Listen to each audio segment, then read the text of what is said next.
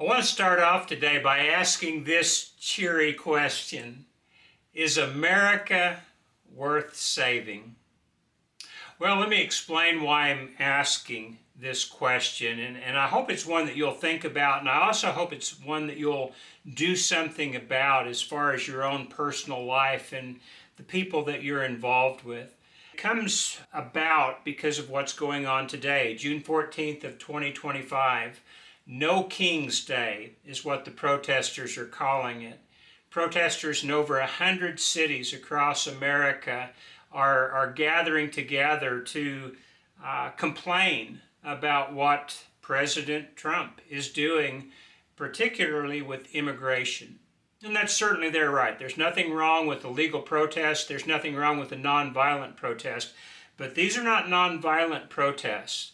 Now, a lot of the commentators will call them mostly peaceful protests. But let me ask you this, as far as the mostly peaceful theme goes. If you're having a conversation with somebody for 5 or 10 minutes, maybe you're even disagreeing on certain points, you're arguing back and forth a little bit, but it's just words, and then all of a sudden they just haul off and pop you in the nose, breaking it. Are you going to go away from that saying it was mostly peaceful? Or are you going to be concerned about what happened? Or suppose they pull a gun out and start blasting away. Are you going to say, well, it was mostly peaceful, it was just a little violent? No, that's not the way we talk. We don't ever call violence mostly peaceful. It's either peaceful or it's violent. There's nothing in between. That's not mostly peaceful, nor is it intended to be. What's happened in America when we have a legitimate election, we have a legitimate leader who is elected partially on one of the promises he made to deport illegal aliens, but some people will not accept that. And so they resort to all sorts of things, everything from lawsuits to different types of strategies to thwart law enforcement from deporting those that the president ran on to be deported. And by the way, don't just naturally assume that I'm for this president and everything he does. There's a lot of things he does that disappoints me, like all politicians. But in this particular area, this is one of the things that I was very concerned about. America had opened its borders up. It was allowing people to come in that were not properly vetted. They weren't coming across in a legal fashion. Sometimes they were coming across the border not by ground but by air, being assisted by various entities, and then they were just released to go into society. That concerned me, and I have a very strong belief that those who are here illegally should have to go back from whence they came and go about it in a legal manner. And I think you'll find that this is the overwhelming sentiment for those who have immigrated to America and who have played by the rules. But let's get beyond that. Let's go beyond just the idea of whether we need to have open borders or not. We have a situation right now where people just don't like what the law is, and so they are protesting it. There's a lot of money coming into these protests. Where is it coming from? Well, a lot of this money is not even coming from America. It's coming from different groups around the world. They're pouring money in to hire people to come and not just protest, but to create havoc. There was a prominent advertisement in Los Angeles calling for people who are willing to be bad, who were willing to do whatever it took, who were cool under pressure and under stress. People who were willing to force the issue. If they had such people, they would pay them between $6,500 and $12,500 for a week's work. You don't get a job like that unless it's highly technical, which this is not, or unless it's illegal, which apparently was what their implication was when they were hiring these people. And then who knows how many protesters have been hired at the rate of $150 to $200 a day just to go out and to protest and wreak havoc. Well, this is not like former protests. When I was growing up, there were civil rights protests. There were people who genuinely believed that our Constitution was not being upheld. We were not giving equal treatment to everybody under the law. And so there were people who were peacefully protesting, and they were doing it, I believe, from a moral stance, a righteous stance. They were in the right on that. And their side eventually won. Our side eventually won because of that. But this is different. This is an attempt to overturn things that have been legally done. This is an absolute refusal to accept the results of an election. And it's being done not by just legal means, but by illegal means. And a lot of Americans like it that way. They do not like this president, and they're willing to see anything bad happen in America to protest the president they consider to be bad. America is not the type of a nation it used to be. You don't have the majority of the citizens who want the best for the nation. You have the majority of the citizens who want what they want. They want to get whatever benefits they can from the government and from the country, but they don't want to put anything back into it. There are some genuine patriots who still exist. There are some who do sincerely have the best interests of the country in mind on both sides of the political aisle, but it's a rare occurrence. We have so much, not just crime in America right now, but we have a lot of just open, high-handed sin. And it's getting to the point where you have to wonder, not only can America be saved, but is it worth being saved? Now let me say right quick, I believe it's worth being saved, but I don't know that it can be. I want to go back some 3,000 years and look at a historical event. It involves a man by the name of David who would eventually become king of Israel. But before he became king of Israel, he had somehow got on the outs with the king of Israel at that time, King Saul. And even though he was very faithful and very loyal to Saul, Saul perceived David as an enemy and wanted him killed. And so he pursued David. David fled, and he went to a little town called Nob. And at that town, he received some assistance from a priest, from one of the Jewish priests. And then he went on his way. Well, King Saul found out about that. And he went to Nob, and he wanted the entire city wiped out. And even the king's army wouldn't do such a wicked thing. But there was a man called, there was an Edomite there who was willing to, and he killed just about every person in that town, including a number of priests. And so here David is writing from that era and from what's going on. And in Psalms 55, he says this, because of the wickedness that's going on in Israel, he says, confuse the wicked, O Lord, confound their speech, for I see violence and strife in the city. Does that sound familiar? Day and night they prowl about its walls. Malice and abuse are within it. Destructive forces are at work in the city. Threats and lies never leave its streets. Well, David was talking about 3,000 years ago, but you could say the same thing for us in America today.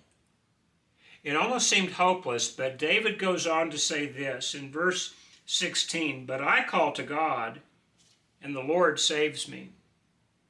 David was righteous, and there were enough righteous men and women who were also calling on God, and God rescued Israel. But now let's go back to another time in history, several hundred years before the time of David. And it's right at the early part of the conquest of Canaan by the Israelites. They've gone in and they have taken over Canaan, and they're pretty well settled. They were led by Joshua.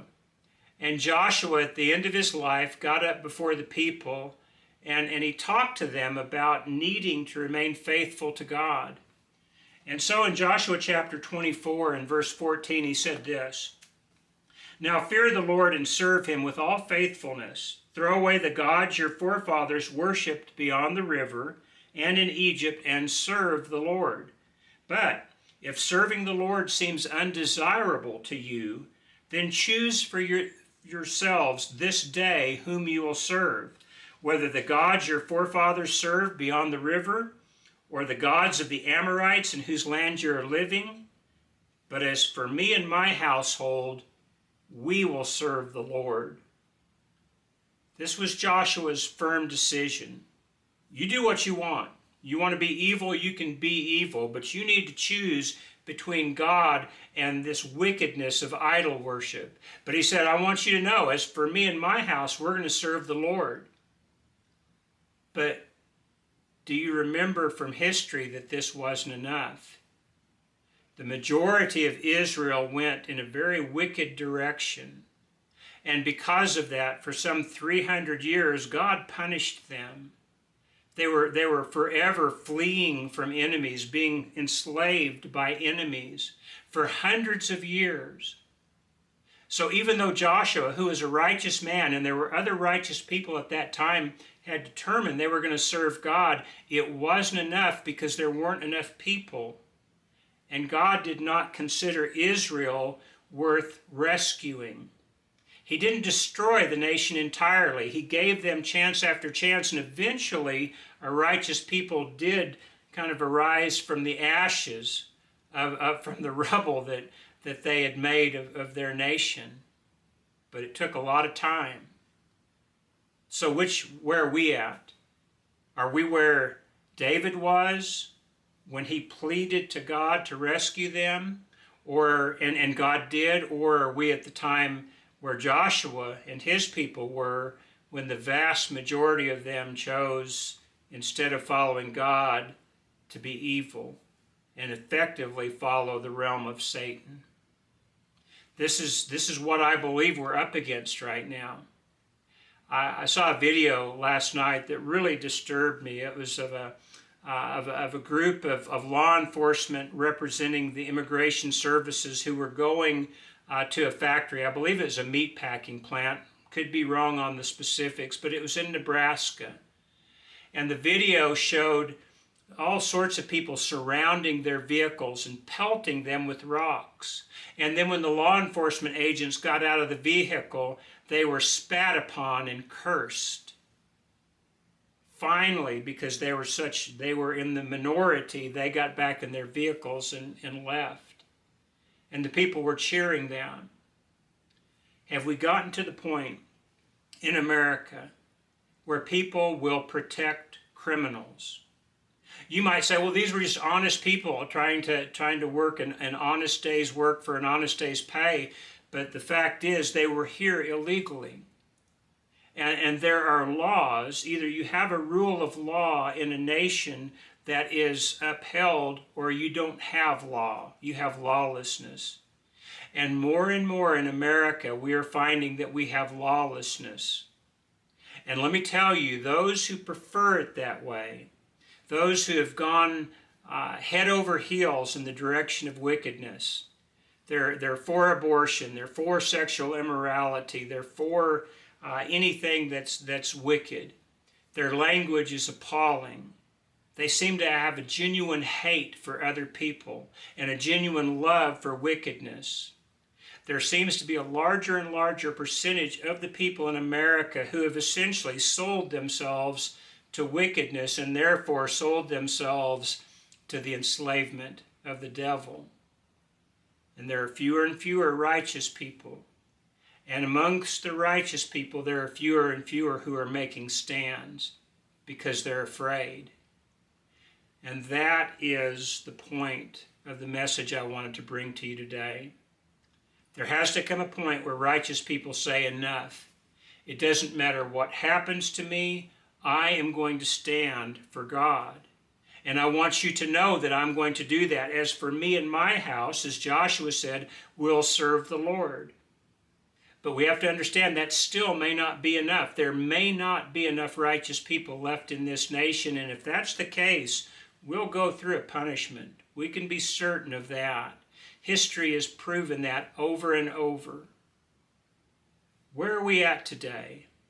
Are we in a nation that can be rescued, or are we in a nation that's just simply gone too far and has a punishment to go through? These are the types of things I believe that God's servants need to be thinking of. Let me assure you, Satan's servants have. Whether they acknowledge that they're under Satan's control or not, doesn't matter. Most people who are serving Satan don't even think about it, wouldn't admit it if they even suspected it. But for those of us who serve God, we're at some point going to have to take a stand, a righteous stand, a loving stand. I'm not talking about rising up in arms and in violence, meeting violence for violence, but I am saying that we need to start enforcing the rule of law and supporting those who do that very thing. But if we don't, understand this: America, just like every other nation that has gone down this path, will fall. We may just go through a series of years of hard times and have a comeback like Israel did, or we may be wiped out completely and be in a nation that's no longer even recognized as the United States of America. Can anyone with a straight face say that the states in America are united? We're going to have to repent. We're going to have to come back to God. We are going to have to care enough for our fellow men that we do so in a kind and a loving way, but we're going to have to care enough for what right is, to take a stand for the right and to condemn the wrong. Barring that, it may be too late for America. Time will tell, but as for you and I, we have a choice to make. Let me assure you, my determination, my family's determination is this: we will serve the Lord. It may cost us something, but that's the route we're taking. It's the only route I believe that a sensible person can take. But if we don't, well, if enough people don't do that, I'm afraid we're going to see America split wider and wider and wider apart until finally we consume ourselves with the hatred and wickedness that seems to be taking over our nation. It's something to seriously think about, and so I hope that you'll start thinking, not only thinking about it, but praying about it, and praying that God will indeed wake us up in time, that we can repent and come to Him on His terms so that this nation can be rescued. Regardless of that, as servants of God, someday we're going to go before God at judgment. Whether we've been a good servant or a wicked servant, we're all going to go before God on Judgment Day. And the results of that judgment are going to be largely determined on what we do right now. God's grace is certainly going to save us. Christ's shed blood is certainly going to save us. But our wickedness can take us away from that salvation to where we're lost for all eternity. We're going to have to start taking righteous stands, not just to save our physical nation, but to save our and those we love's eternal souls. Something to think about, I believe, and I pray that you will. This is something I think we all need to be thinking about right now very seriously. Wouldn't you agree? Appreciate your tuning in. I hope we'll see you next time. God bless.